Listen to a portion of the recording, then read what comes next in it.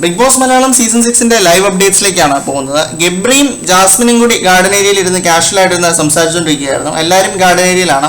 Big boss blind ഇട്ടിരിക്കുകയാണ്. അവരിങ്ങനെ വെറുതെ അതും ഇതൊക്കെ പറഞ്ഞുകൊണ്ടിരിക്കുകയായിരുന്നു. ഗെയിമും കാര്യങ്ങളും ഒന്നുമല്ല. അതിനിടയിലേക്ക് നമ്മുടെ ശ്രീരേഖ കയറി വരികയാണ്. ജാസ്മിന്റെയും ഗബ്രിയുടെയും മുഖം കണ്ടാൽ അറിയാം അവരത്രയും കംഫർട്ടബിൾ അല്ല. ശ്രീരേഖ ഇപ്പോൾ വന്ന് അവരോട് മിണ്ടുന്നത്. അപ്പോൾ പുള്ളിക്കാരി പറയുകയാണ്, രണ്ടിനെയും ഓടിക്ക് വിടുന്ന, നീ ഓക്കെ ആണോ അവൻ ഓക്കെ ആണോ എന്നിങ്ങനെ സംസാരിച്ച് നിങ്ങൾക്ക് മടുത്തില്ലേ എന്ന്. രണ്ടുപേരും കൂടി സംസാരിച്ചുകൊണ്ടിരിക്കുന്നതിൻ്റെ ഇടയ്ക്ക് ഇങ്ങനെ പ്രായത്തിന് മൂത്ത ഒരാളുടെ എൻട്രി തന്നെ അവർക്ക് അത്ര പിടിച്ചില്ല. എന്നിട്ടാണ് രണ്ടിനെയും ഓടിക്കും എന്നൊക്കെ ശ്രീരേഖ പറയുന്നത്. ഫണ്ണായിട്ടാണ് പറഞ്ഞത്. പക്ഷെ വേറുള്ളവരുടെ ഒരു കംഫർട്ട് സോണും കൂടി നമ്മൾ നോക്കണമല്ലോ. ഗബ്രിയും ജാസ്മിനും കൂടി ഇന്നലെ പോലും ഈ ഒരു വിഷയത്തെക്കുറിച്ച് സംസാരിച്ചത് ലൈവിൽ കേൾക്കുകയുണ്ടായി. ഒരു ജനറേഷൻ ഗ്യാപ്പ് പ്രശ്നത്തെക്കുറിച്ച്.